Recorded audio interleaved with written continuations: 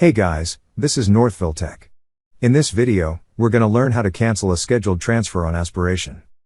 If you don't have an Aspiration account, we will put our affiliate link in the description below for you to sign up and receive a welcome bonus of up to $300. But if you already have an account, just open the website, then click sign in. Now, log in with your email and password. Once you're signed in, you will see several tabs at the left side of the screen. Click on the tab that says Transfers. Under Transfers, you will see two tabs, History and Scheduled. Click on Scheduled. So a scheduled transfer has a pending mark beside it. Click on the scheduled transfer you wish to cancel.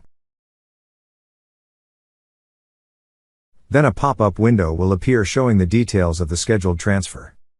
Also, you will see an option that says Cancel this transfer. Click on Cancel this transfer. It will ask you if you're sure you want to cancel this transfer. To proceed, click on Cancel.